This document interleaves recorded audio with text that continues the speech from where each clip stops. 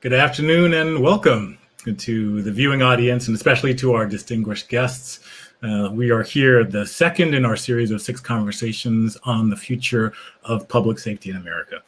We're very pleased to have these conversations being hosted and sponsored by John Jay College of Criminal Justice and NOBLE, the National Organization of Black Law Enforcement Executives. My name is James Cadogan, and I'm very pleased to be the moderator for this series.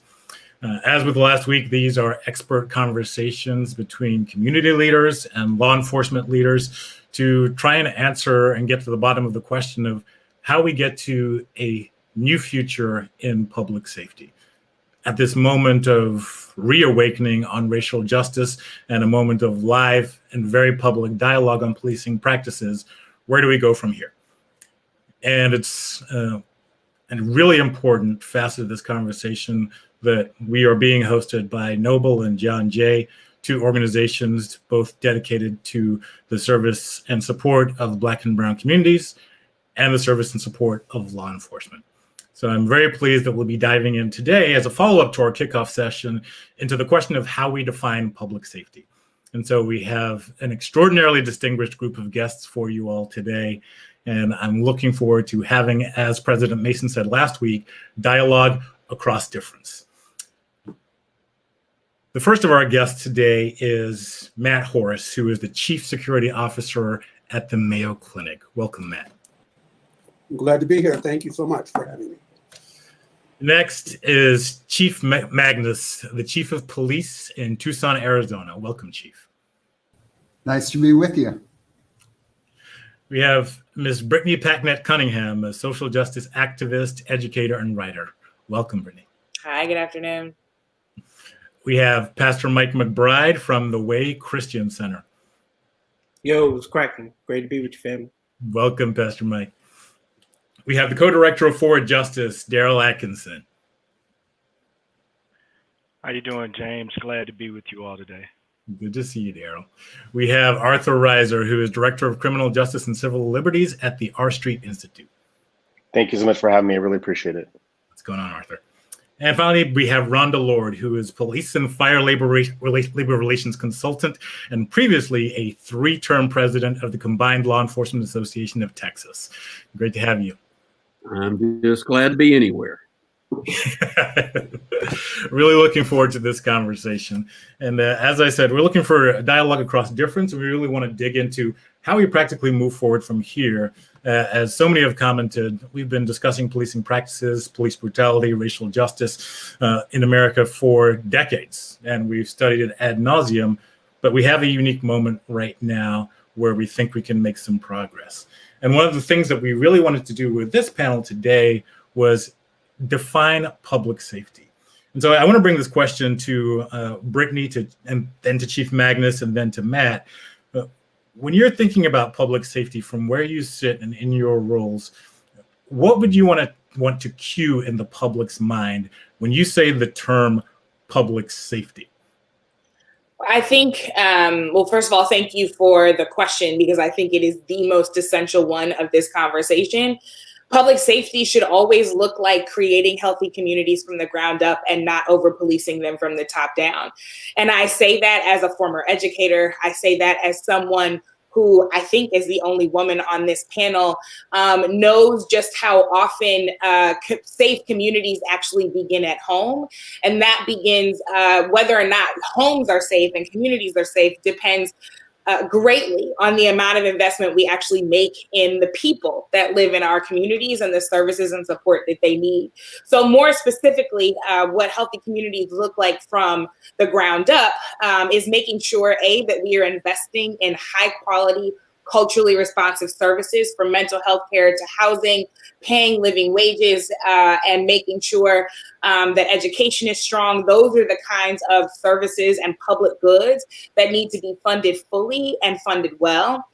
We also need to include the decriminalizing of a lot of the activities that communities are forced to turn to when they are not being invested in. So decriminalizing things like marijuana, removing things like broken windows, windows, policing from our communities, decriminalizing sex work, and so much more has to be a part of the conversation of what public safety looks like. Because again, if we give people healthy options to choose, they can go down that particular pathway. It also has to fundamentally look like, as we invest in the social services that keep communities healthy and whole, we have to disinvest in the institutions that continue to harm us. So that absolutely means looking like shrinking the role and sure we'll pick like Blake's brother up the phone, approve brother up the phone to ask for support and help their family member, their neighbor, themselves. They're met with who is not treating everything as a nail and a hammer, rather going in providing kind of support that is needed and necessary in that moment. So the mental health support services, the physically disabled support services, the other are important for creating healthy and safe communities from the ground up. That is a fantastic way to kick this off, and thinking about health and healthy communities as essential to the concept of public safety and how we're trying to conceptualize what we're looking for in the future of public safety. Thank you, Brittany. I want to bring Chief Magnus in here to give his take. Chief, defining public safety, please. Yeah, I actually agree with really almost everything that that Brittany was saying. I think part of this really comes down to, rather than having the police, or for that matter, really any of those of us in official roles trying to define what public safety is, I think it comes down to, what does the community define as what public safety is? And I don't think there's one monolithic answer to that. I think within almost all of our cities and counties, there are many, many different communities, and they have a lot of different feelings about what public safety should look like. I think the key is figuring out how to, really listen to what those needs are and how to address them, but not just address them through the idea that police are the answer or the sole answer to public safety needs. I think a lot along the lines of what Brittany was saying, there are many other dynamics that have to contribute to this, starting out obviously with early childhood education and opportunities, people's access to jobs and employment, despite maybe even having been incarcerated or issues along those lines. I think there's so many other issues within our communities that contribute to public safety. And so rather than this being an either or proposition, I'd like to look at public safety a lot more holistically, include a whole lot more people in the conversation, recognize that police alone cannot and should not be the sole sort of be expected to be the key providers of public safety, just certainly not alone. And, really to broaden the conversation, because right now I get it. We need to be talking about what police are doing, what they should be doing, what we want them to do more or less of. But I sometimes think that gives a pass to too many other parts of our community and too many other systems, ranging from the mental health system, the medical system overall, the broader criminal justice system. These are folks that really have to take part of that responsibility.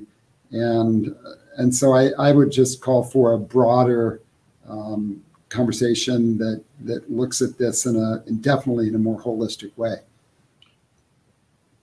I appreciate that, Chief. And one of the things you said, in addition to thinking holistically about community should define what public safety is, not law enforcement should define unitarily what public safety is, it's something that I definitely want to dig into with the rest of the group in a few minutes. Let me bring in Matt, if you please, would love to get your take on defining public safety and comment on what Chief Magnus and Brittany raised.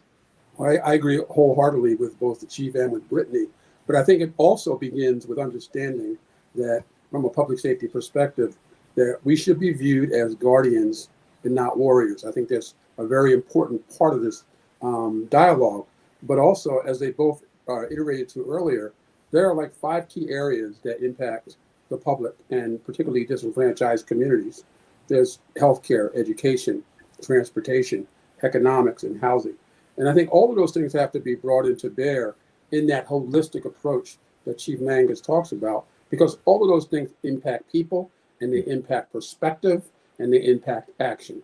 So I think as we start to move into this next wave of policing, I think we should consider those things. And I would offer to consider this, that 1 in every 4 police shootings that involves a death involves someone who's mentally ill.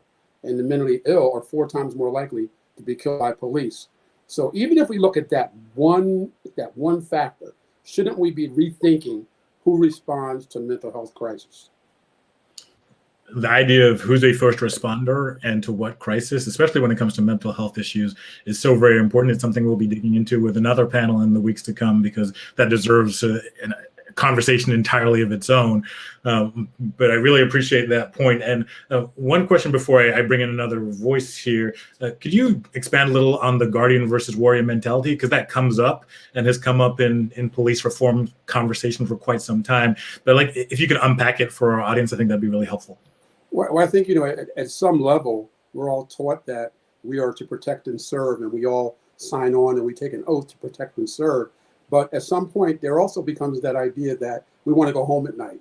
And there's that overtraining and over-policing comes into play when we view everybody as the potential into our existence. And that's just not the case. And I think in certain environments, you have to have certainly that tactical edge. And it's very important that you maintain that tactical edge. But sometimes I think it impedes the way that officers respond to people under normal conditions. And we want officers to understand every day in every way that they're there to be guardians of the public, but not just one aspect of the public, all aspects of the public, in every neighborhood, in every zip code, in every area code. That's fantastic. Let me bring in Daryl Atkinson and Pastor Mike here, because I'd love to follow up on the concept of the community defining public safety. How would each of you, let's start with Daryl here, how would each of you want to see community define public safety in a meaningful way to allow us to move on from this moment and get to a place where we are creating a public safety that serves community needs? What does that actually look like? Yeah, it's not rocket science, right? It's what white communities get, predominantly white communities get every day. And what we're really talking about is addressing these things through the lenses of the socioeconomic indicators of health and wellness. What healthy communities need to be healthy and thrive, right? And so you need employment opportunities, housing, green space. You don't need to live in a food desert and maybe not in an environmental super fund, right? For you to be able to be healthy and thrive and have viable housing options.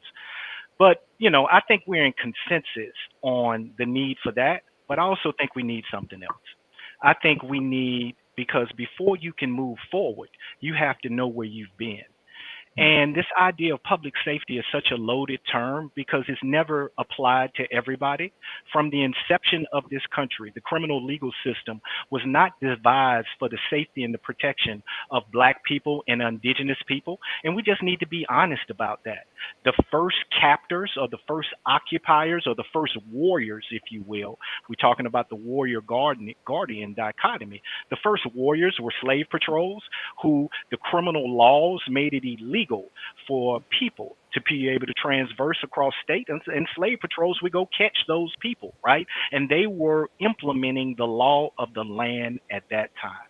The reason I believe that this historical reckoning is so important, Arthur and I, another one of the panelists, had the privilege of going to Germany and Norway to look at their criminal legal systems, to study them, to see what we can learn, because they're westernized democracies and their incarceration rates are like 170 per 100,000, whereas the US is 700 per 100,000. And one thing we learned from our Germany experience was the importance of reckoning, right? If you do not reckon with your history, you're destined to repeat it.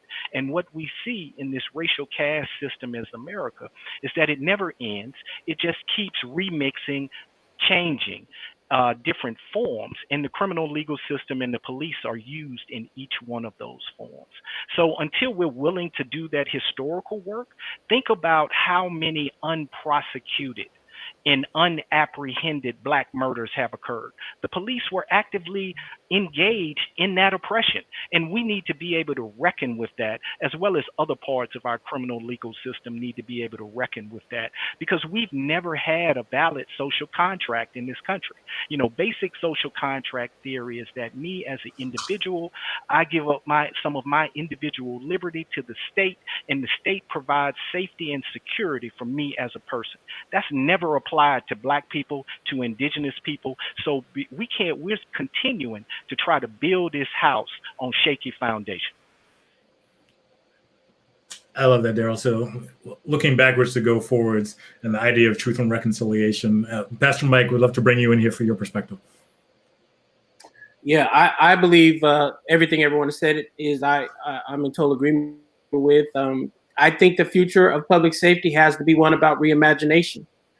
We have to have an imagination that is far beyond the kind of current vision that we collectively hold as a society, as relates to how to deal with our loved ones, our most vulnerable community members who are experiencing some of the hardest and toughest in times. Certainly the ability to root out anti-Blackness, that is the soil of the public safety apparatus in this country, the policing apparatus in this country is a priority. But I would like for us to even go further and say that we must explicitly make a national commitment that if you are a racist, you cannot be a police officer. Meaning that if you have ties with the Proud Boys, white supremacist groups, neo-Nazis, the Ku Klux Klan, if you got tattoos on your body that demonstrate an affinity to these groups, if you have emails and text messages that are in your personal possession that have you joking around and hanging out with these folks, we need to have a national consensus that you can't be a police officer. We're not saying you can't be a citizen of the country. We're not saying you can't be a human being. We're saying that you cannot carry a gun into the communities of Black and brown people across this country while you, in your free time, hang out with people who have anti-Black, anti-brown, anti-immigrant, anti-Muslim, anti-LGBTQ sentiments.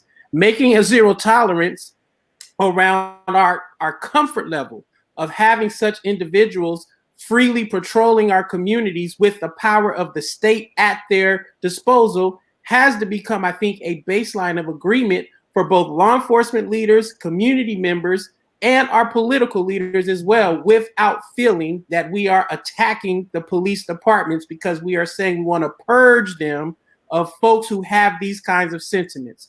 I also believe that the future of public safety has to move from a punishment posture to one of restorative justice.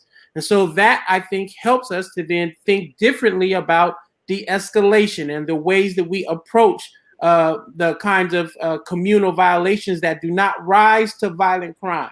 And the third thing I'll say, since I'm a preacher, I always got 3 points, that we must repurpose our tax base away from law and order sensibilities and put them in community-centered and people-driven community safety alternatives. And so I think that reimagining and reconstructing law enforcement agencies helps us to then have the capital, the tax base we need to invest in public safety outcomes that do not find their origins or their success in the size of a police department or the presence of a police department, but in the health, the vitality, the wealth of communities that are both relational and resource rich. I think that has to be the future of public safety.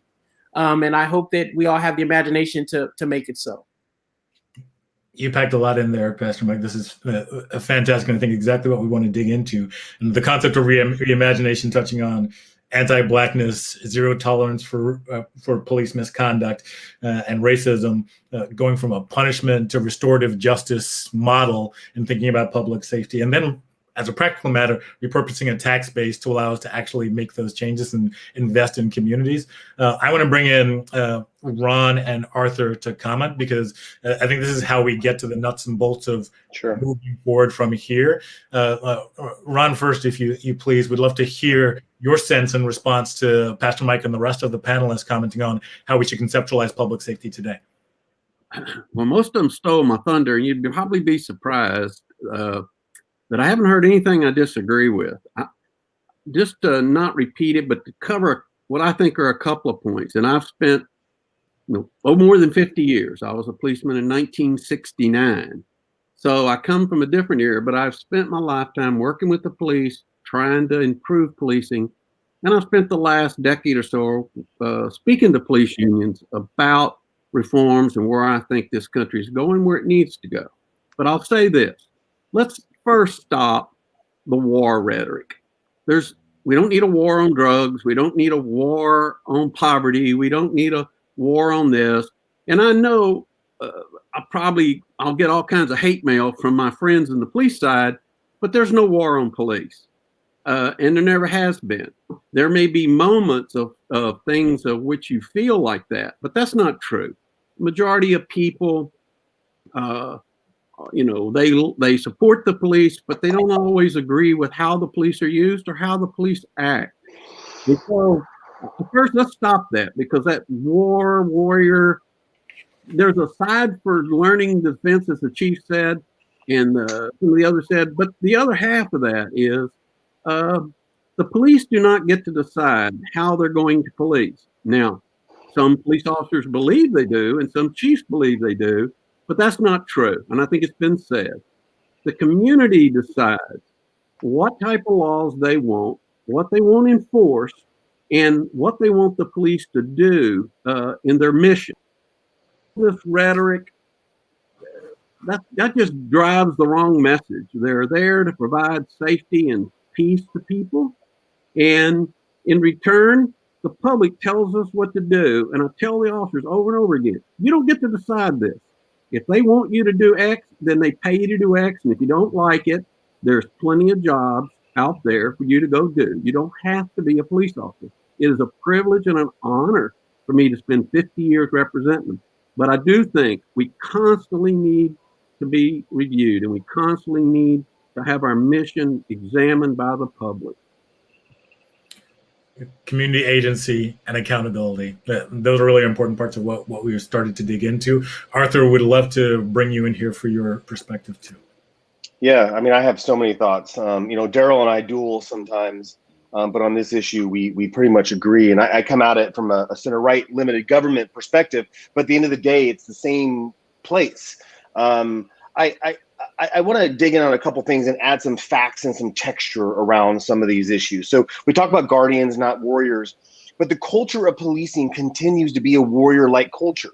And I can give you some facts to kind of prove this. Violent crime has been on a steady decline since the 1980s, but the use of SWAT has increased by 1,400%. Why is that?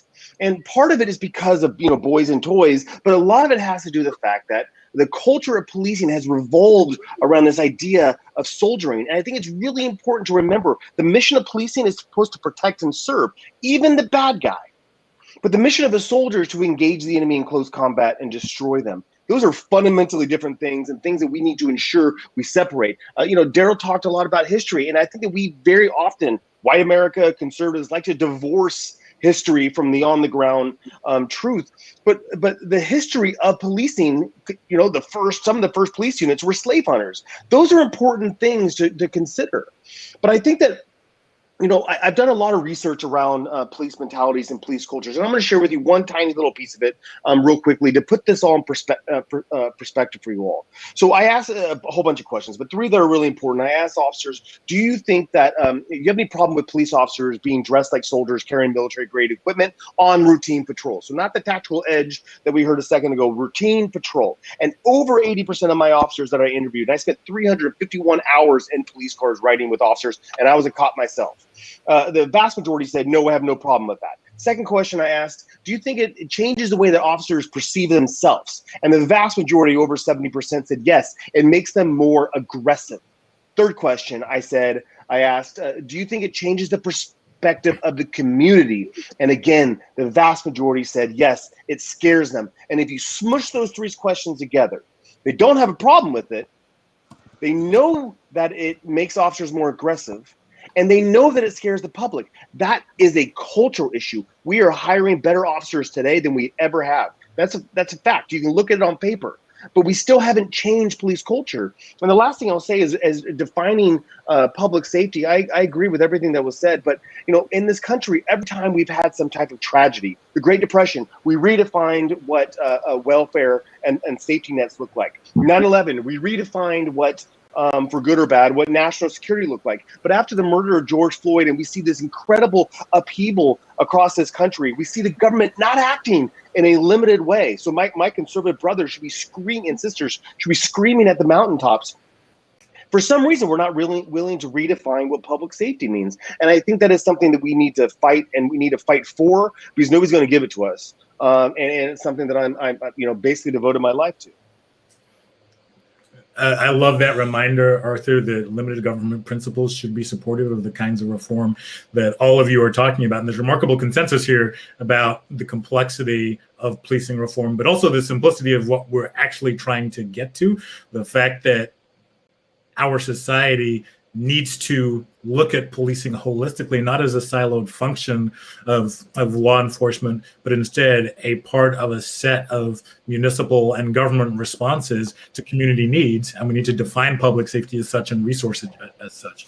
I appreciate both of those. I want to bring Daryl and Brittany back to reflect on one of the points that Daryl raised, which was it's not rocket science to get this done, which I agree on one level, but I also disagree on another level and want to push on this a little bit and say, in terms of where we go from here and making real change and reform and thinking about the ecosystem of change.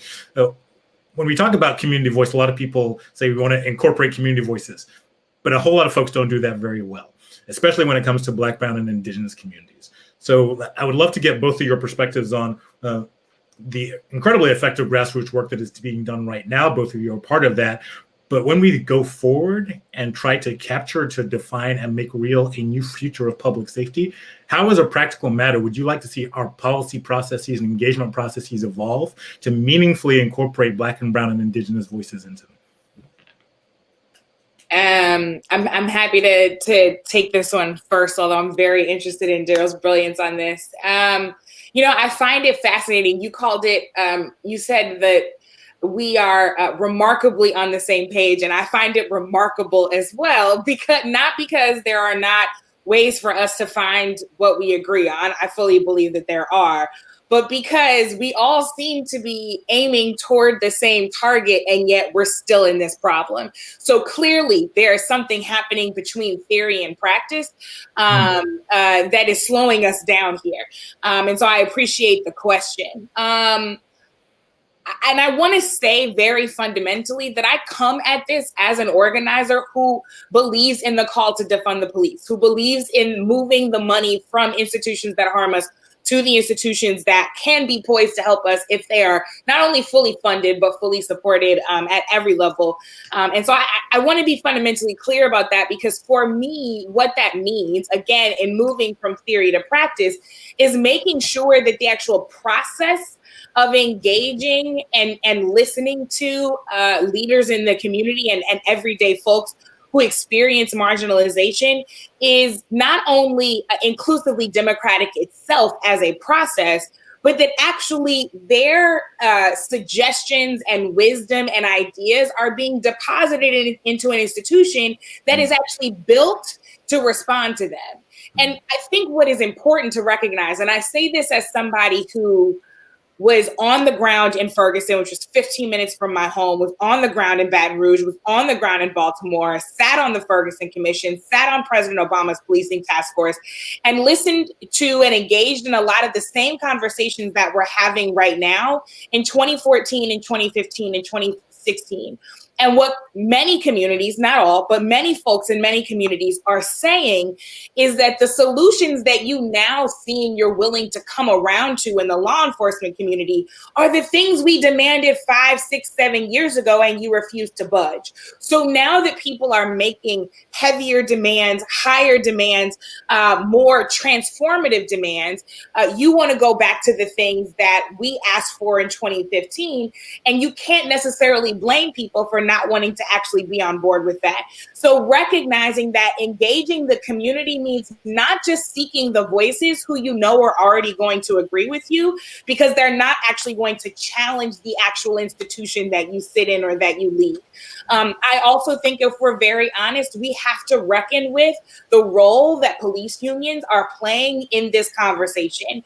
I say this as a former union teacher who deeply believes in the power of labor and the importance of collective bargaining.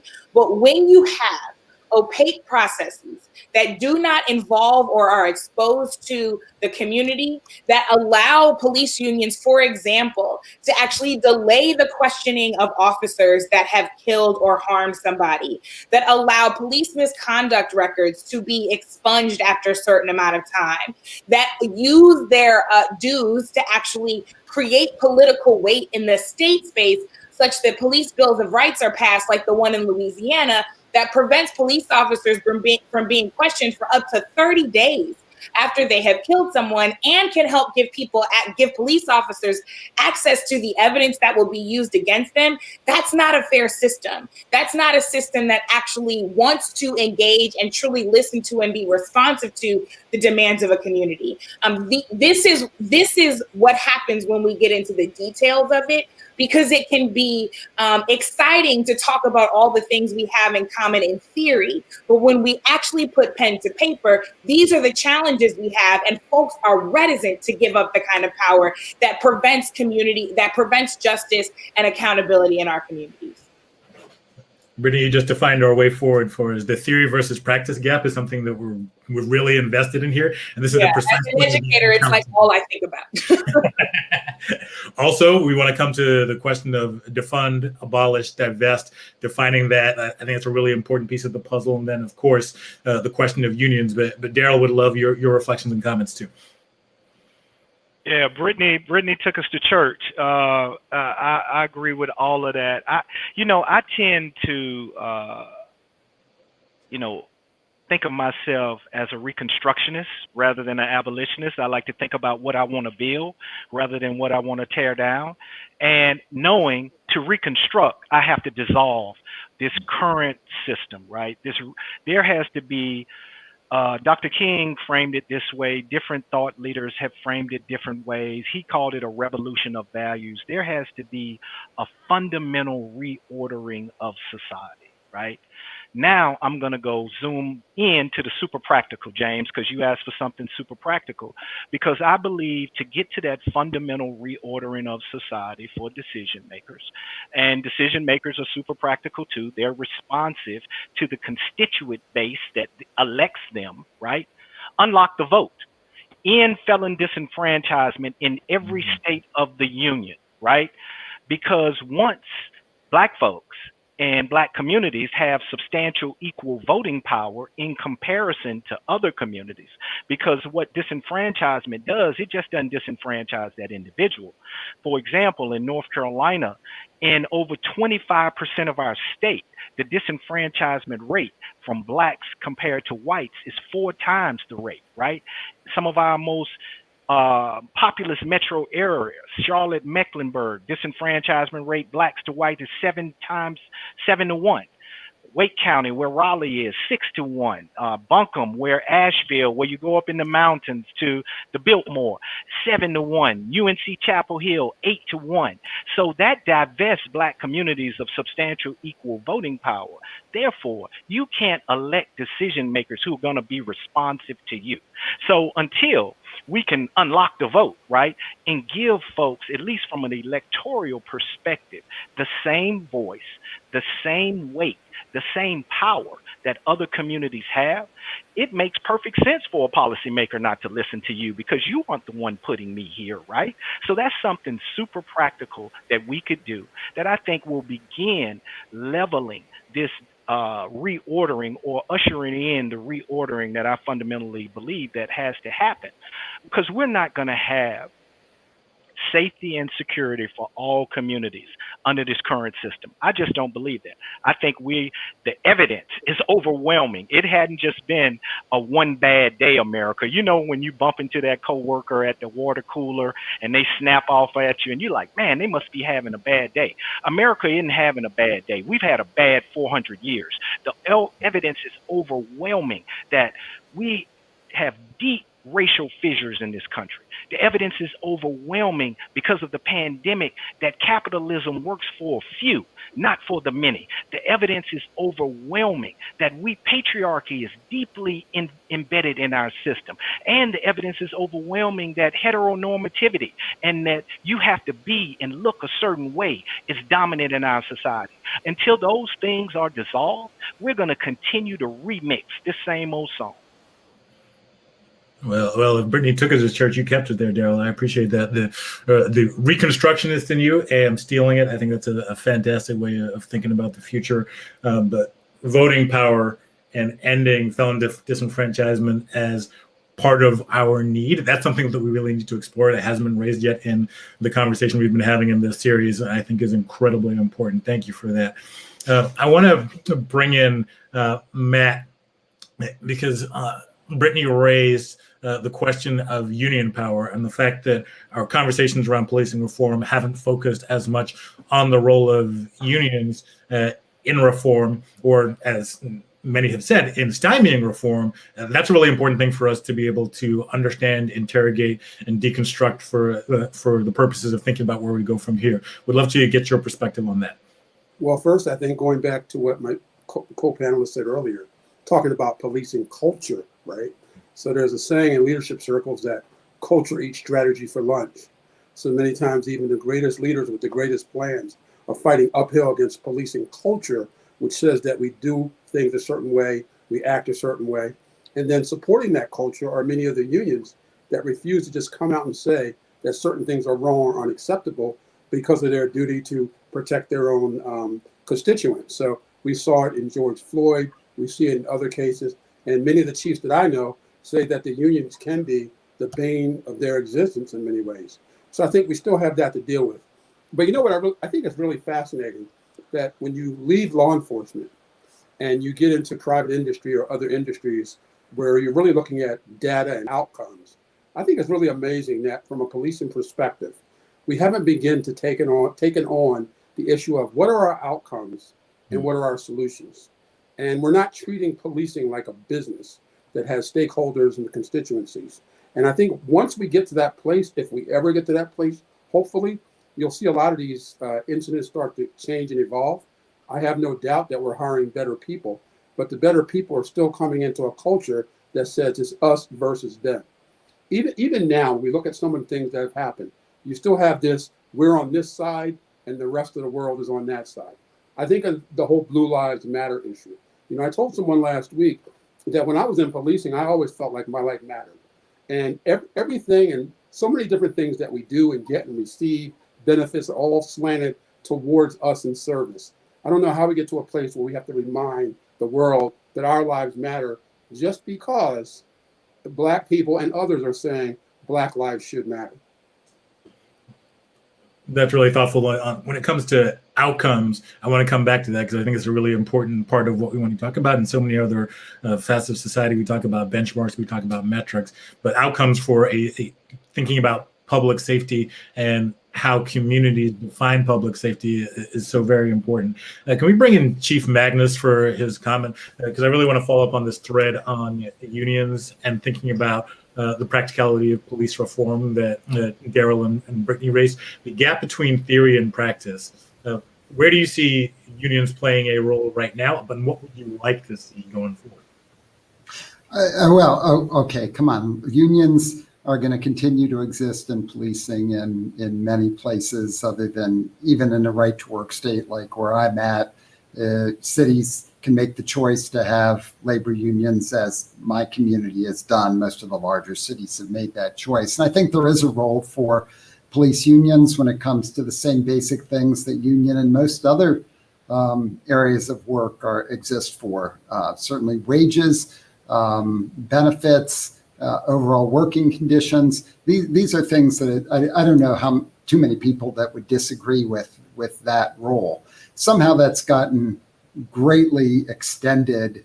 And I agree with the comments that have been made about, when you start getting into police bill of rights that essentially serve to really limit accountability to the public, to make it harder to be transparent in terms of what police are doing, to protect people who shouldn't be in the profession in the first place or who are who've engaged in various kinds of misconduct.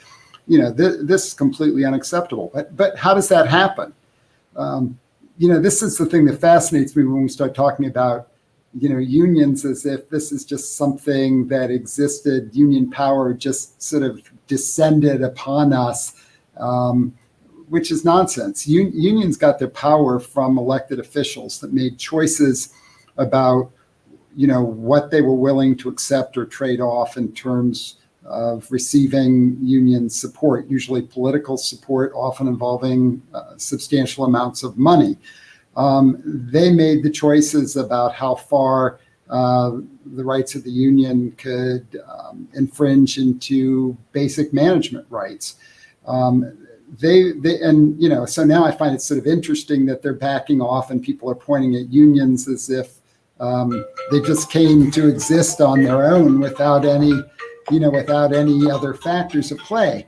The other thing that I think is really interesting is that sorry, my phone's ringing and let me turn this off. Should have done that before. The other factor that I think is really relevant here is that there are factors that unions sometimes get blamed for that are more complicated than that. One of them is the role of civil service commissions and arbitrators. Again, a choice that communities through their elected officials have made and that they could reform if they wanted to. So, for example, I can be as I think thoughtful and responsible as you can possibly imagine when it comes to addressing employee misconduct, getting rid of officers, for example, that use excessive force, that engage in criminal misconduct, that are involved in domestic violence themselves, that, a whole range of things. I can make choices to, like many other chiefs, to terminate them or to demote them or do other sorts of things. And guess what happens next in most cities?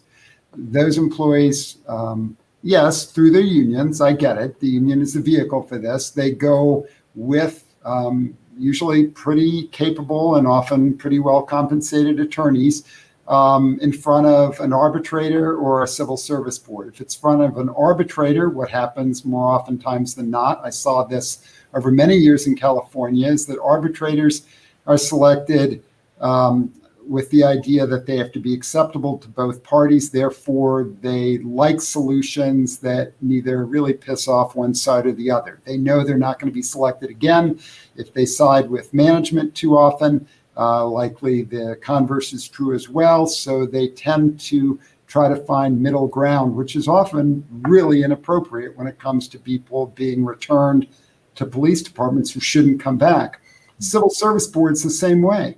I've just lived through multiple civil service hearings where, they're citizen commissioners, all right, but they're ideas that there are no parameters around what they decide. If somebody comes across as a nice person, oh, they're young in their career, oh, they received a medal in the past for something, they make a decision that I have to take them back. And then, then we're held responsible as police executives for the fact that we still have people working for us, or that we choose to not put them back out on the street again, but they're taking up a seat that I could use for somebody that was doing the job responsibly. I mean, this is super frustrating and challenging.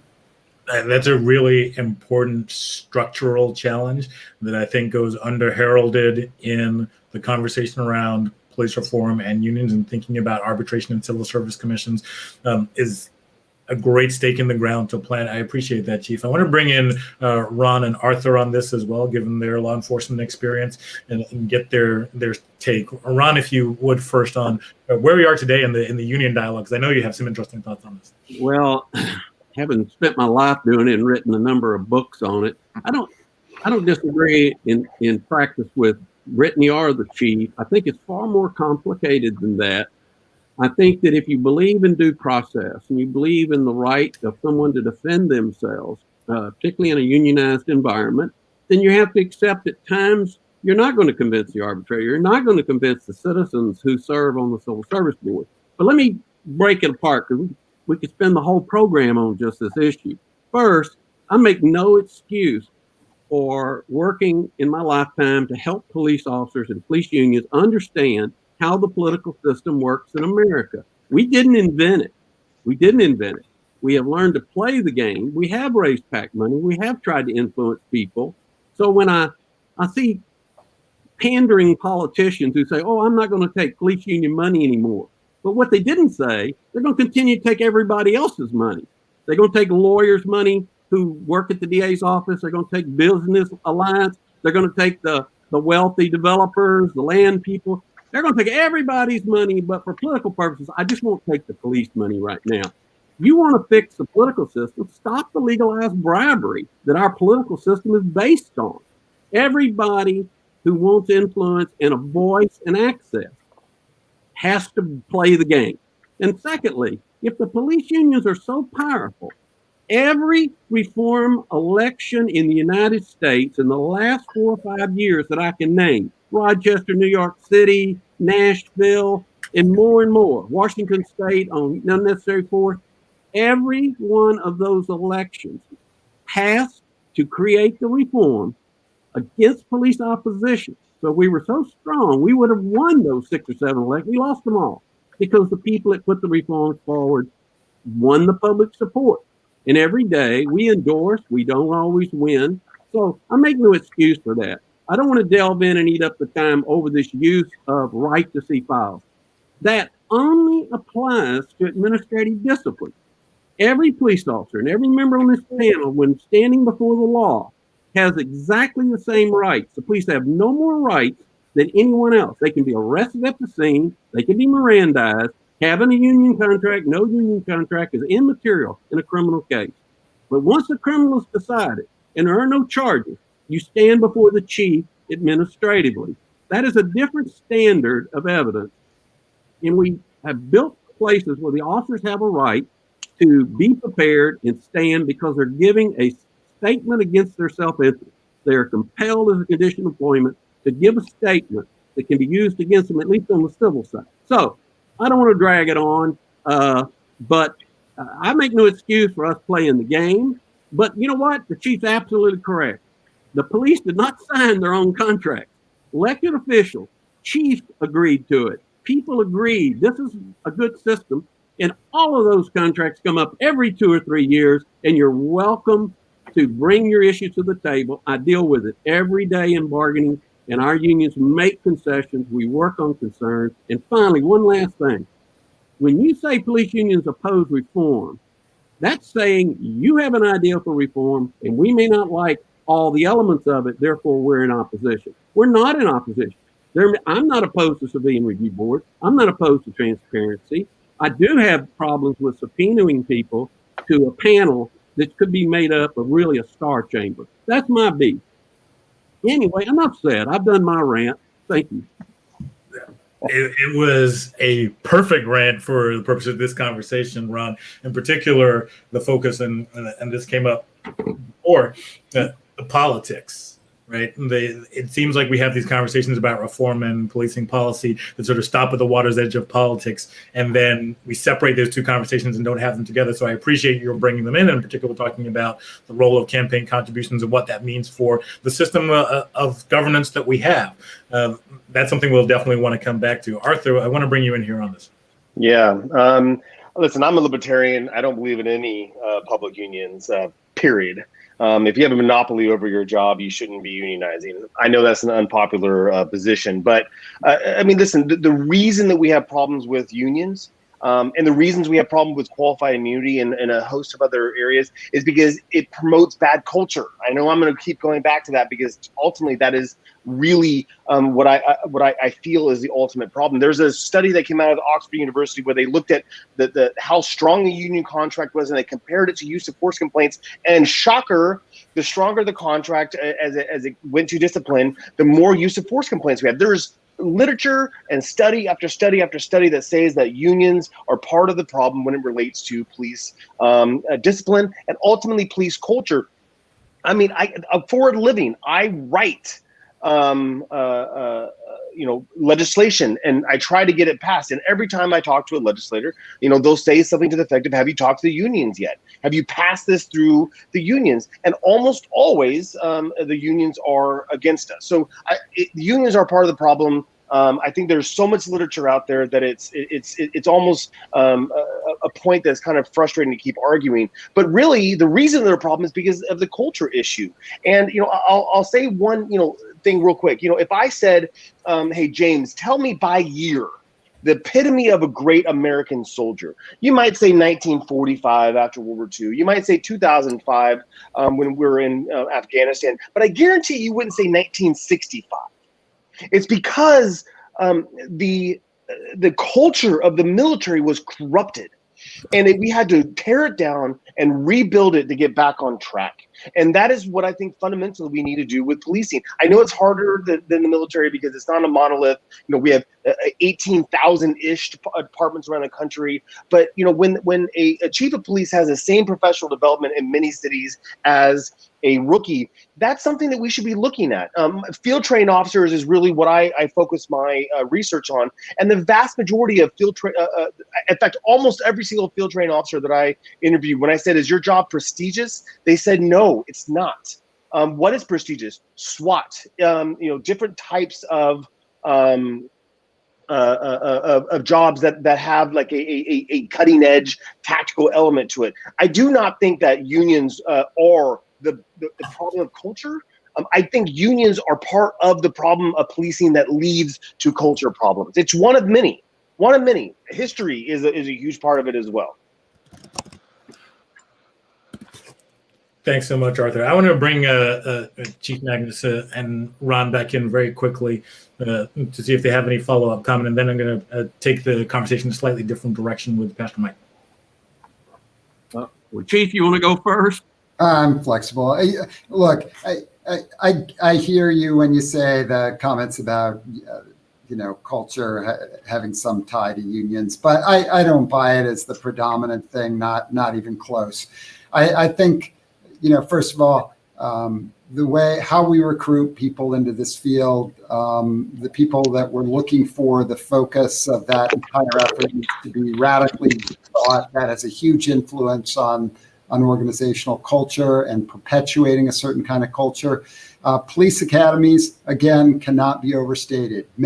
Most police academies around the country are governed scarily to a large extent by post boards, police officer standards and training boards that set curriculum, what that's going to look like, how it's going to be laid out, what you have to do to pass.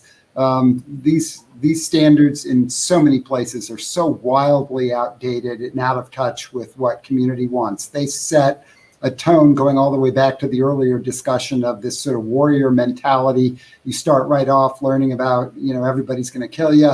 The focus on things that involve listening to the community, building relationships, dealing with mentally ill, et cetera, are totally marginalized. That once again sets a tone of culture. And then I do agree, field training programs, what it takes to actually stay on board in a police department are driven by a lot of the wrong things. So if we want to influence this, we're going to have to approach it from many different angles. And I would agree, it's certainly, I don't think we can just say unions are the cause of the problem, but in many cases they don't help either. I appreciate that. And just to flag that we have an entire upcoming speaker session on training and recruitment, which we'll dig into exactly that. So that's a great preface, Chief. We appreciate it. Ron, getting you in. I agree with the Chief, and I'm going to say, talking about on the three things of which we think would change profession immediately.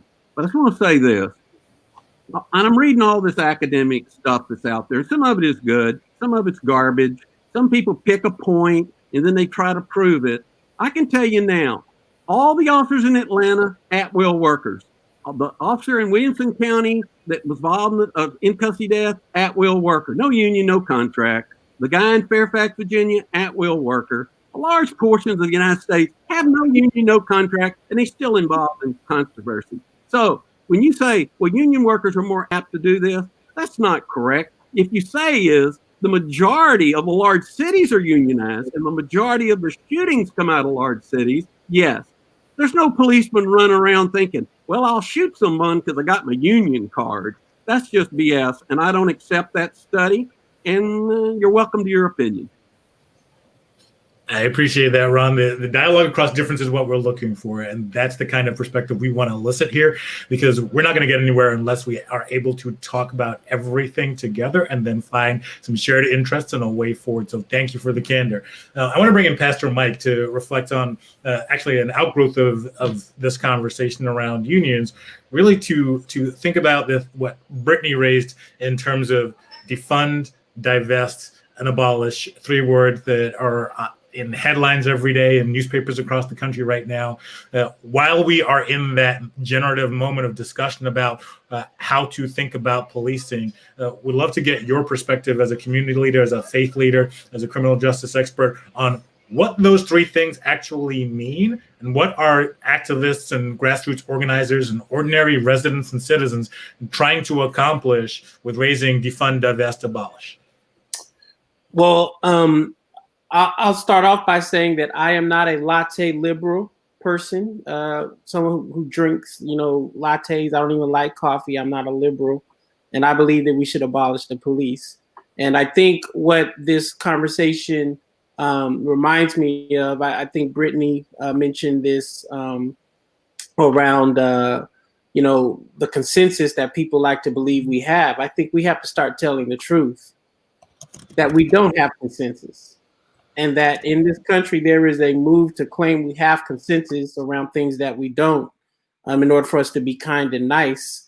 When we have to, in reality, I think, begin to be honest that there are too many folks in the kind of mainstream of American society, mostly white, but even on a class distinction, who just don't have an experience with the police or the safety system, like those who are actually driving the kind of reforms, whether they are people with criminal records who are formerly incarcerated, folks like myself who lived through police brutality and have a story and a pain that never goes away, or the family members of those who have lost loved ones to violence.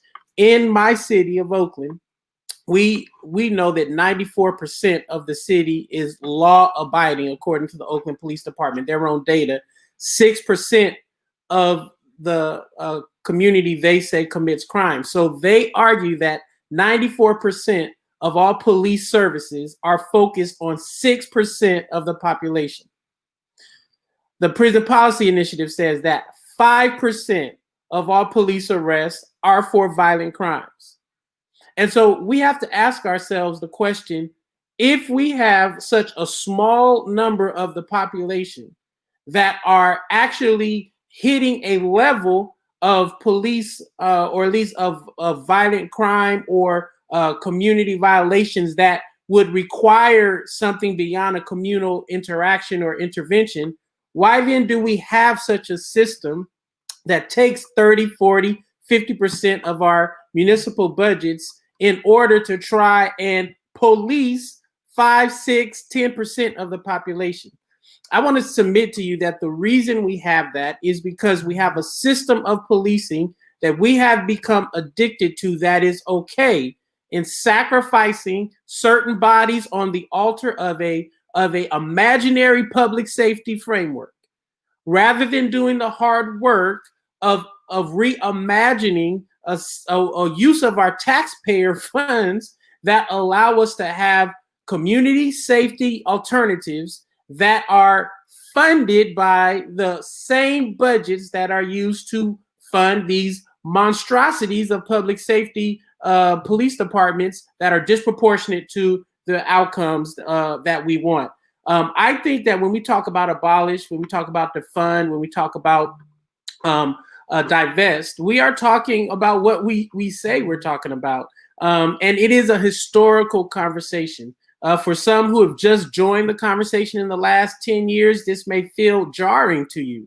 Why are we talking about defunding the police? If you are in the 94% of a city's population and the only time you interact with a law enforcement officer is when your cat is stuck in a tree or when you have something happening to your family and they show up nice and polite, then you don't understand perhaps the depth of the terror that many communities are feeling in Black, brown, and under-resourced spaces. And so I think we should historicize the conversation around abolish. We should historicize the conversation around defund. We should historicize the conversation around, I love my brother's Daryl's framing around reconstructing or being a reconstructionist. This is a 300-year-long conversation that some of us are just now joining. And so if you talk to a grandparent in the 1700s, a child in the 1700s, a parent in the 1700s, they would be asking for the same thing we're asking on this subject. Let's abolish this kind of policing and law enforcement apparatus that disproportionately visits violence on our bodies and our families. And so I think it's really important for us to not allow the language to distract us from the historical reality. It is an uninterrupted legacy in every generation since the 1700s of police disproportionately impacting Black communities. And it would be one thing to me if the rates of violence by police departments were the same all across the board. But the fact we have racial disparities show me, and it should show all of us, that there is a selective application of even the tools and the training that is at people's disposal. And that is why, as a former law enforcement person told me, this is not a question about training, because people are being trained to do things, and we show that they can do those things in certain spaces. This is about the value of the bodies of Black people, Indigenous people, brown folks, and under-resourced communities, and the inability to train itself as well as the officers when they overwhelmed with anger, fear, and pain with communities that they know they may not be held accountable for. I do not discount officers have fear. I do not discount officers are afraid, but we should not have a system of policing that puts such officers in our communities and then not hold them accountable or shrink the system that allows for this violence to continue for centuries without interruption. The onus is upon us to change that reality.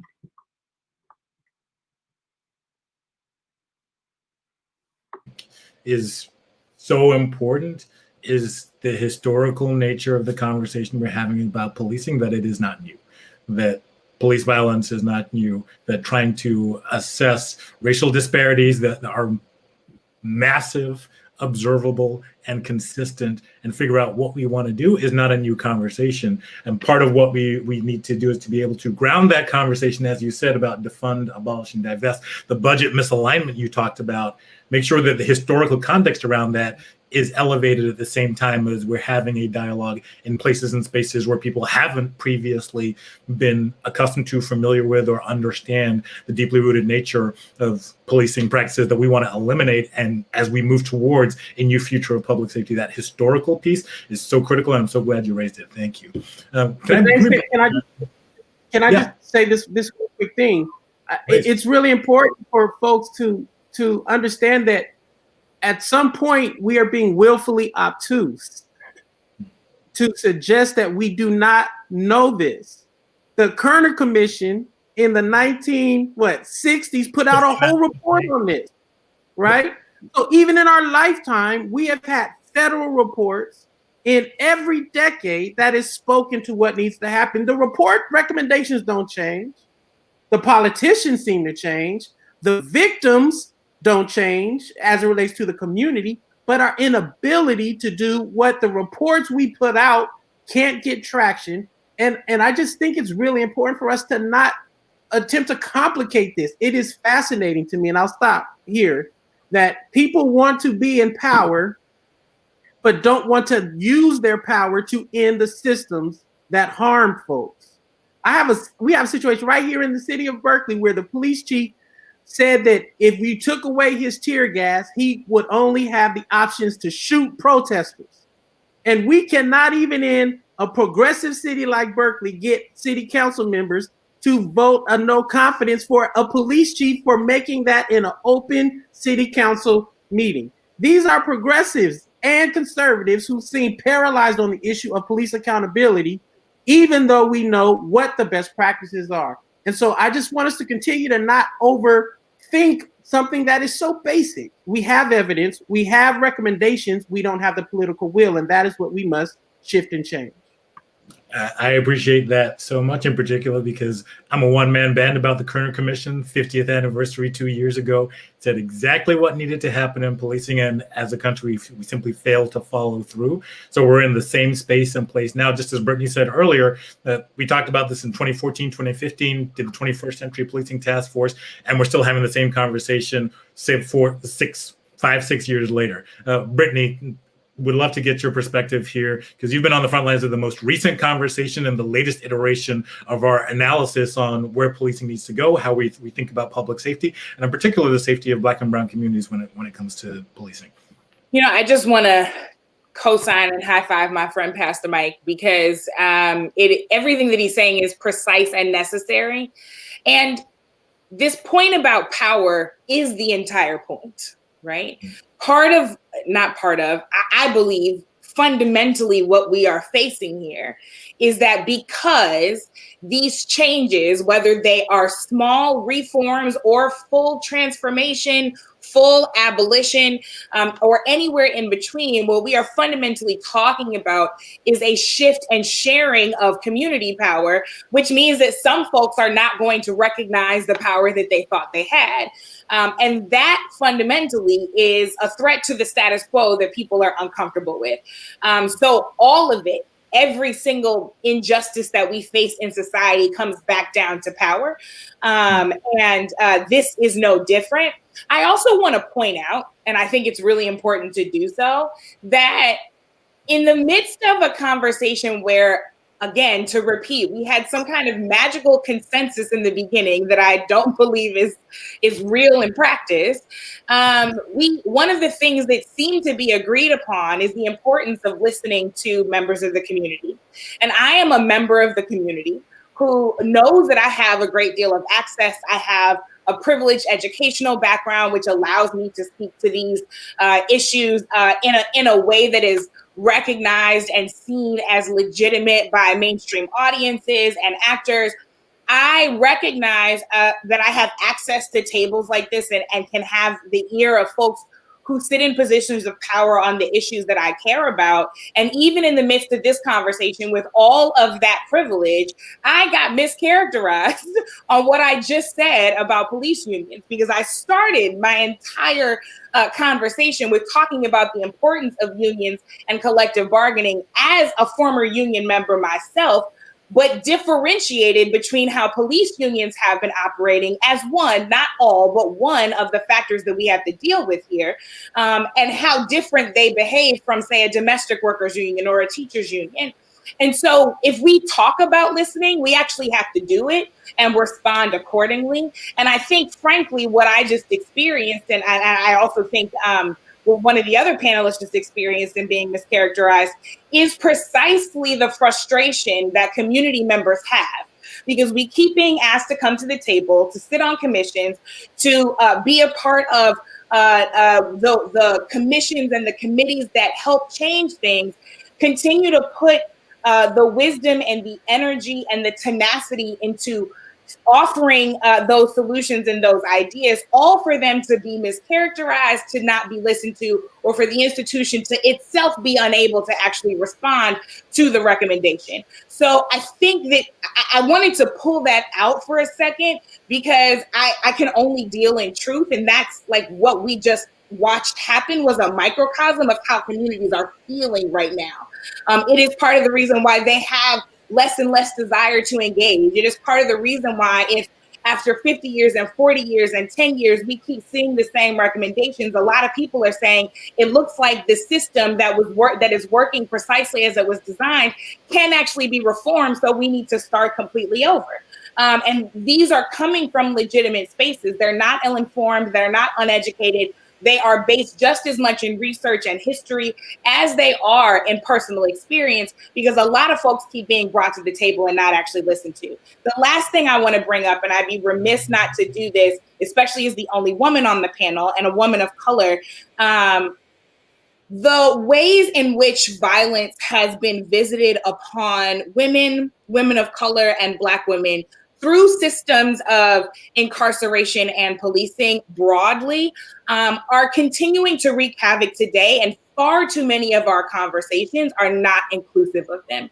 So the kind of sexual assaults that women and women of color experience at the hands of police, the kind of misgendering and dead naming that we see our trans brothers and sisters and gender nonconforming family endure, all of this is continual, and a lot of it is being spotlighted in this moment where we have had now a brave whistleblower come forward to talk about the forced sterilizations that are happening in ICE detention facilities.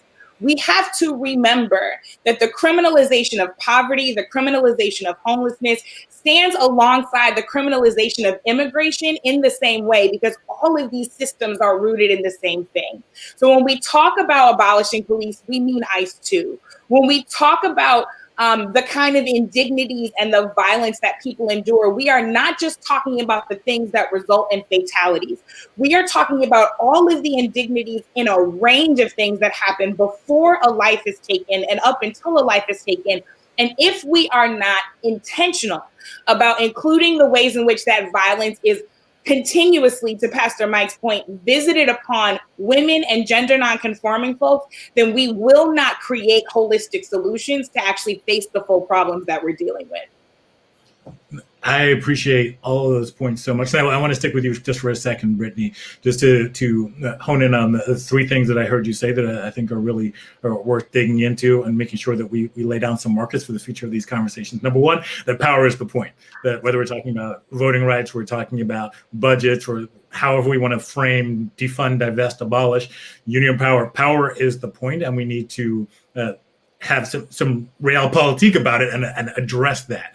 The second that I heard is making sure that a perspective from a union member who is making a call for police reform, or a former union member like you who is making a call for police reform, isn't characterized as suddenly being broadly anti-union. And there's a distinction between saying that a police union or certain police unions are having a specific impact in particular jurisdictions than saying unions are bad. Well, and that police unions are functioning differently than traditional unions in the sense that everyday Americans might think of them. But that was an example to my broader point that listening has to actually mean listening, because the experience that I just had in the last 40 minutes is the experience that members of Black and Brown and Indigenous and marginalized communities have been having for 40 years. And you cannot keep asking people to come to the table and be listened to if their experience is that you have never actually listened. That is incredibly important for us to put a marker on, and I appreciate it. And the final point, that violence against women and gender nonconforming folks needs to be front and center as we reckon with police action and police accountability, and is oftentimes overlooked. We have a session on health, public health, mental health coming up in this series, but I really appreciate you putting a spotlight on violence in particular, because we need to raise that up too. So thank you. Want to come to Daryl next, if we could. Yeah, I appreciate this has been a robust conversation. I always, I love participating with smart folks, right? You always learn so much. One of the threads that I want to pick up on, Pastor Mike said, we know the solutions. The evidence is there. We don't have the political will. And so I say political questions have to be answered with political solutions.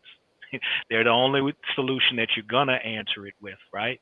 And I'm going to go back to expanding and enlarging the we. Our major thrust forward.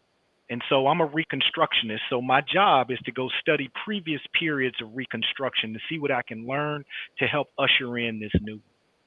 Our biggest fights in this country have been about who's included in the we, in we the people, because these are political questions that the people get to answer, right?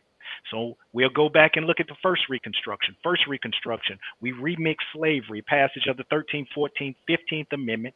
15th Amendment gave the franchise to Black men. We can talk about the patriarchy embedded in that at maybe now or at another time, but it expanded the franchise to Black men. Felon disenfranchisement in North Carolina did not exist until after Radical Reconstruction, and it was instituted to specifically dilute the political power of Black folks who were emerging across the South, elected over 1,500 Black elected representatives to various levels of government from 1865 to 1877. That's the first Reconstruction. Second Reconstruction, 1959 to 1971, we passed the Fair Housing Act, the Voting Rights Act, the Civil Rights Act. Once again, the Voting Rights Act was to enlarge the we, expand the franchise, the electorate who gets to make these decisions and weigh in on what public safety should look like, right?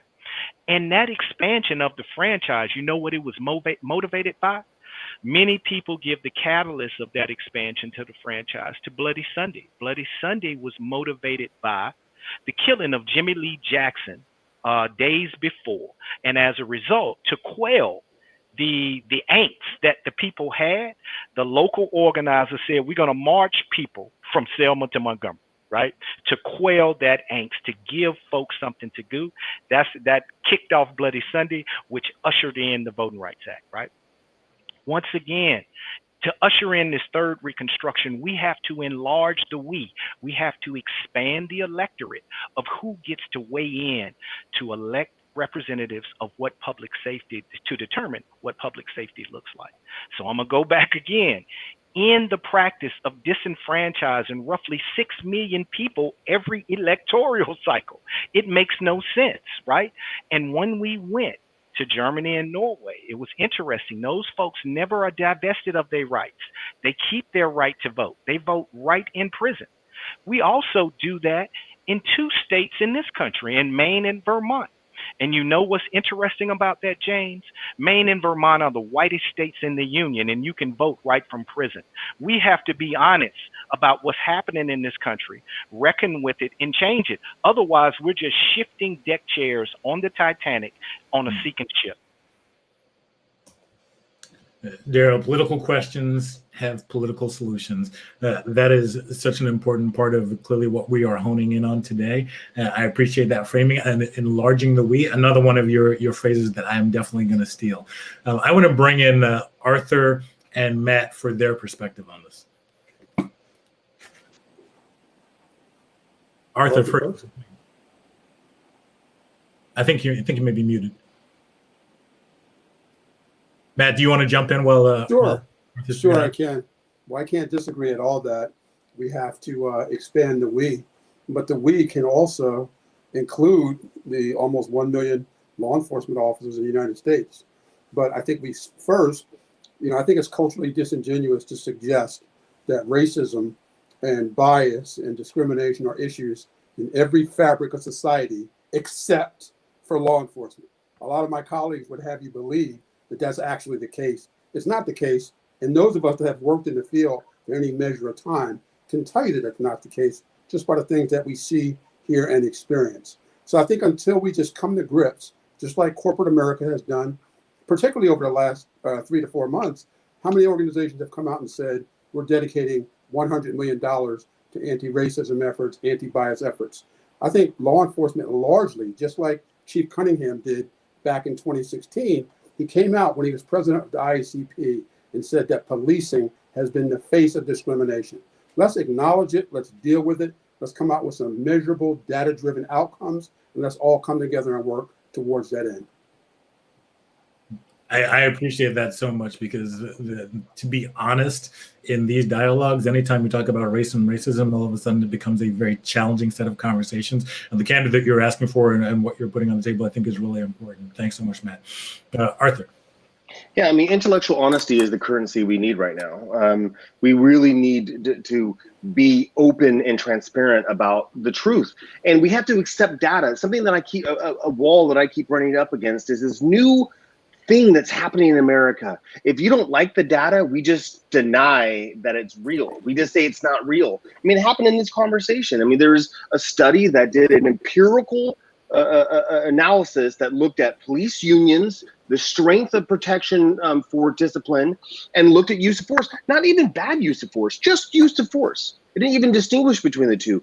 And the stronger the contract was as it relates to, and they coded all this, so you can see it, the stronger the contract was as it related to discipline, the more use of force complaints that particular city had. There's a million other things that could be going in effect there. But that is a point of data that we should take and learn from instead of just pretending that it doesn't exist. And just to clarify, the last point that I was trying to make, and Brittany made a lot of these points for me, so I won't go over it again. But we're having conversations and using the word abolish and defund the police. But if you notice, the thing that really stirred up controversy was anything related to unions. And I think that almost is a point. It almost shows how powerful this institution is as it relates to policing. It really is. I don't think unions are the cause of bad policing. Absolutely not. I think that unions play a role in the corruption of police culture. That's all that I'm trying to say. And I think that we have systematically seen this through data, literature, and just knowing what's going on our streets. I mean, people feel this in different ways, depending on who you are. We started this conversation by talking about what is public safety. I think another question is, who are we referring to when we talk about public safety? Public safety for me, public safety for inner city, kids in Baltimore. I think that's an incredibly a powerful conversation of who we're talking about, because I'm telling you right now, and Brittany talked about this earlier about the over-policing side. Over-criminalization is a major aspect of what we're talking about, because if I was George Floyd, that would not have happened to me. It would have been assumed that there was some kind of mistake. I'm not saying that we should legalize or decriminalize passing a fraudulent bill, but when we look at everything through the lens of we are at war, then you have to have an enemy. And that is what's happening in policing. That is the culture aspect that I'm talking about. Thanks so much for that, Arthur. I think it's really important to talk about the data and talk about what we see, and then have that be an active core of our dialogue and discussion. Absolutely. I want to bring in Chief Magnus and Pastor Mike, just to give us some very brief perspective on how you want to make progress from here, and what you think is really important, because so much of this dialogue and discussion, I think Arthur's right, it does reflect the way we see policing conversations play out, whether it's in the newspapers or in the water cooler or in the policy dialogue, the task force, the roundtable. What is next in this dialogue, and what do you see that you think will help move us forward? I don't know if Pastor Mike wanted to start. I'm flexible, or I can, either way. Easy question. Okay. Please go ahead. Go ahead, Chief. Well, I mean, I think, look, I think it's like this the challenges that we're talking about have to be dealt with at multiple levels. I really respect what I'm hearing in terms of broader discussions about how power is, it's how power is gained, how it's used, how it's a key factor in the direction that a lot of these discussions and decisions are going to go moving forward. There's some really large-scale issues that have been brought up here by several members of the panel. And look, they're totally legit, and I appreciate the conviction that they have behind them. But I also think, there are a lot of us that are sort of in a different version of the trenches on a day-to-day basis. I cannot, as a police chief, upset, I'm not going to be the right person to play the lead role in upsetting the social system in this country, and I have limited opportunities even to influence it politically, although arguably I push the envelope about as far as you can go and still keep your job. At least I've been told that by my bosses on more than one occasion. I do think there's a place for people that are trying to make reforms, trying to use the guidance from things like the 21st century policing recommendations, Campaign Zero recommendations, trying to, within sort of the system that we have, make things as much better as we can, set a course that other chiefs hopefully will adapt and follow, at least to some extent, around the country. I mean, I think we all have a role to play in this discussion. I agree that it has to be predicated on a willingness to listen. We have to teach police officers how to listen. They've been taught how to give direction, how to tell people how it's going to be. They have to learn how to listen respectfully, how to absorb information that maybe they've never been taught or learned, even about the not very, let's call it for what it is, ugly history of policing in this country. We, just as a small side point, we used the book Cast by Isabel Wilkerson as part of our sergeant promotional process. And we're trying a lot of different things in terms of how we bring in critics, and I mean serious critics of the police department, into civil, thoughtful discussions with us where there's mutual learning. We don't always come away agreeing with everything, but I guess my point is there's a lot of steps that we can take for the here and now. That doesn't mean I take anything away from people's vision for the future, but we still have a lot of things we have to deal with today and tomorrow as it relates to police reform. And I think maybe there are more of us committed to that than might be imagined, but I definitely want to put myself in that category. I appreciate that so much. And we are running short on time. Unfortunately, it feels like it's flown by. For our last couple of minutes, I just want to do a quick lightning round to each of you, asking if you could wave your magic wand and have three things happen immediately to move us forward from where we are to claim a new future of public safety, what would those things be? And I'm going to start with Pastor Mike, if he's available. For you. We'll start in with just describing what ROX is. I know that some of you all have already been to. Okay, let's start with Ron then. All right, I think there's three things we could do right now. First, I believe in a national data bank. I believe that all police in the United States should be licensed by the federal government. And I've seen that work in the state of Texas. And I believe that you cannot reform one department at a time, 18,000 departments. So if we had a national data bank that all our police are required to be licensed by the government, and that the government forced minimum mandatory standards, we would raise this ship for all the police in the United States, and every citizen, no matter where they're at, would be dealing with an officer. They'd have somewhere they can deal with their issues, and we can mandate the training. Now, what's in it for the unions? I'll tell you what's in it, because there are many, many of our brothers and sisters who work under atrocious working conditions, do not get the training, the education, and in-service that they deserve. And we can give that to them. Secondly, I know you're going to cover this in a later session, but I will tell you, the type of academy that we have now with the military-based boot camp training is not working for us today. And I know I say that, and there's a million people out there, they all went through the academy together. It's not working. And I believe we ought to create an academy base. We should have training that lasts a year or more. So people are brought in. They may be teaching them firearms, and then they're teaching them about mental health. They let them work in the community. They get them to be mentored, not just FTOs who teach them how to dodge the rules, but people in the community mentor these officers. Let's spend some time and some money on the people we bring in, and let's stop with everyone having to go through boot camp. I just don't think it's working. And the last, 100%, every study that's out there, and I'll accept this data, that's sarcasm, women hire more females. Every study shows they bring such a dynamic to police work in reducing violence, in settling cases down. There's so many studies on it. And I will say this, all the chiefs, I'm not picking on this chief, I mean, because I've talked to a million of them, they all want more women. Departments want more females. But what's wrong in all of this is we're at 12%. And women are 50% of the population. Canada, Australia, every westernized country has 30, 40% women.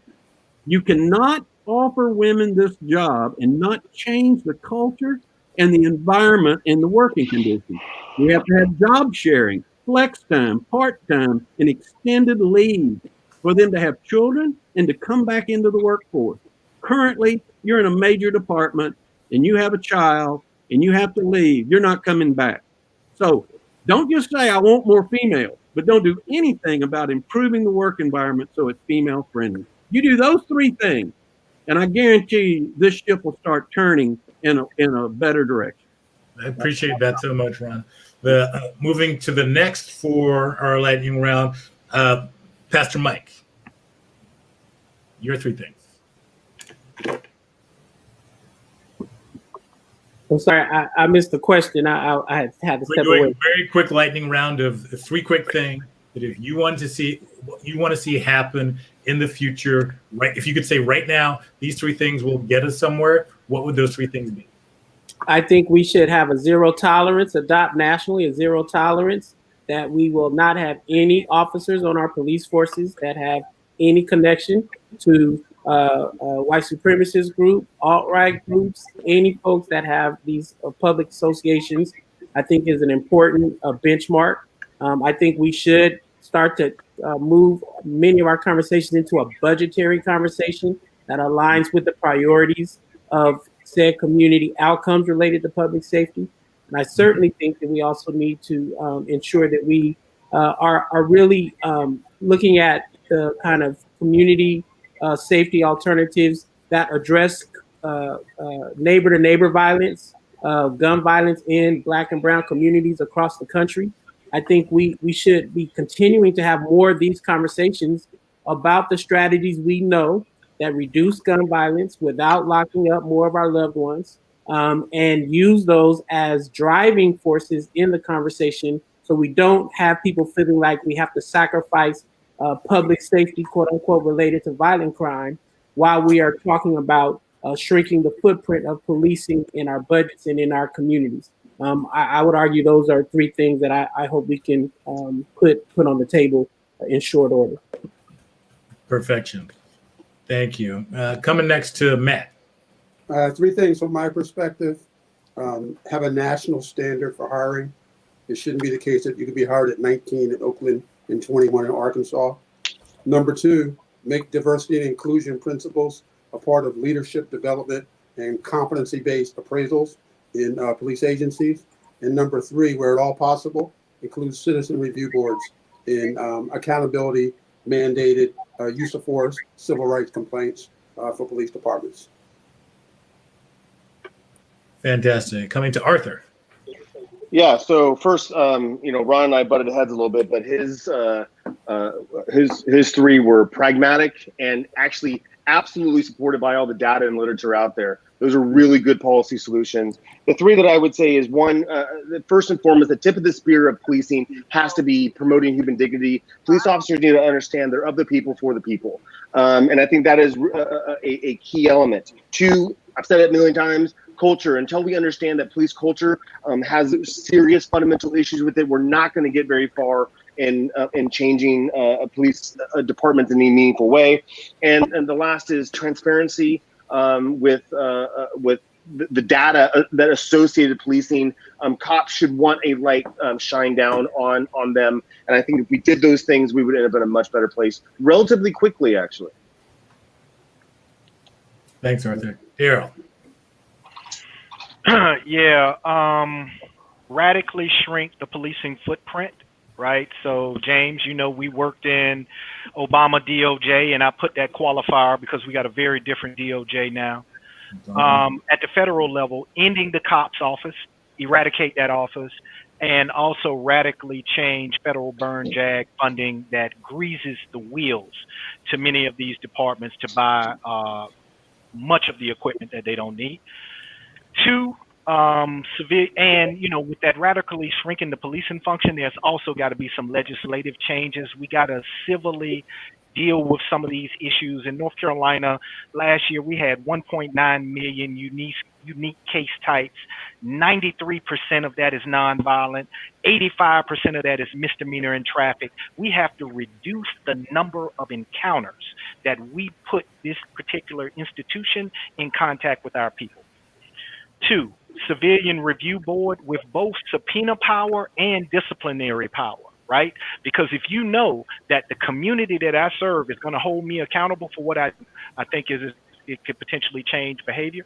In sovereign immunity, also for individual officers, allow attorneys to go after their personal assets. Let me get that pension. I bet you will treat my people differently if I can come after your house and your pension if you kill my folks in the street. Number three, and I agree with Arthur, open data on everything, stops, searches, uses of force. Every single aspect of policing should have open data. I should be able to go and look up a bad encounter that I had with the individual officer. Thank you, Daryl. You snuck at least 4 or 5 in there, but we appreciate every single one of them. Chief Magnus. Yeah, so I like a lot of what I've heard here, and I'll just go back to where I started, which is really more honest, and I think it has to be really open and sometimes really tough conversations and dialogue with the community, first of all, so we know what it is that we should be providing. But also, as part of that, community has to understand the role that they can play working with the police. The police shouldn't be the ultimate problem solver. We should be a resource to help community solve problems, whether it relates to crime, neighborhood issues, whatever it may be. This is something that we really ought to be doing together. Really like the idea of number 2, the more data-driven and evidence-based policing. I think the role of data is grossly underutilized in policing, and I think data is something that needs to be shared. We're working on this right now in our department, putting all use of force data up on a dashboard for the public to see. That's only going to be the first of about 5 different dashboards that we have of data. I think data sharing is critical, but it also ought to be the basis for action. And then the third is, I get the whole defund. I'm not there at all with the abolish approach, but I do think we got to put the right work in the right hands. Mental health workers are probably not going to go out by themselves at 3 a.m. to deal with an unknown trouble individual that may have weapons and that is acting crazy. But there's no reason that we can't have police and clinicians handling a lot of calls. There's no reason we can't screen more calls at the 911 center point to figure out who the best responder is, and it may not always be the police. There's a lot of things, whether it relates to homelessness, mental health, addiction, where police and social workers and others can work together to get better outcomes. Thanks so much, Chief. And rounding us out, Brittany, if you would. So I co-sign everything that Daryl already said. So instead of repeating those, I will add setting an urgent timetable to get police officers out of schools. As a former elementary school teacher, I am fully convinced that they have no place in institutions of learning. Places like Los Angeles and Minneapolis have already started that process. Number two, actually, to push a bit on this idea of mental health care professionals, Denver has already begun to send mental health professionals out by themselves, and reporting to them, according to reporting, have had to call police for backup very little, if at all. And other westernized democracies have been doing this for years without police accompaniment. So number two is sending mental health care supports where they are necessary instead of sending police. And number three is passing legislation that disallows police unions to provide opportunities to subvert justice and accountability. So preventing the kinds of behaviors and special rules and regulations for police that regular people don't have, which has to include ending qualified immunity. And if I had a number four, because I do have a number four, it's defund on the pathway to abolish. I appreciate that so much. And if you can sneak in a number four anywhere, it's definitely here. We are out of time and slightly over time. I thank you all to our distinguished guests for joining us. This was a spirited, important conversation. We started with this consensus and broke it apart into a bunch of different perspectives, which is exactly what we want. So I'm grateful to each of you for participating. Thank you so very much. And to our viewing audience, thank you for your participation, for sticking with us through the conversation. We look forward to seeing your questions and comments as we go through the rest of these series of conversations. But what I heard today was an extraordinary amount of practical ideas about how we can start to build a constructive path forward to a new kind of public safety in America, and actually to take advantage of the political moment that so many of us are aware of, but that in the past we haven't been able to seize. So I want to say thank you to Matt Horace, to Chief Magnus, to Brittany Packnett, to Pastor Mike McBride, to Daryl Atkinson, to Ron DeLord, and to Arthur Rizer for all their contributions. And we look forward to the next of our discussions, which is coming up this Thursday. Thanks so much, everybody. Take care.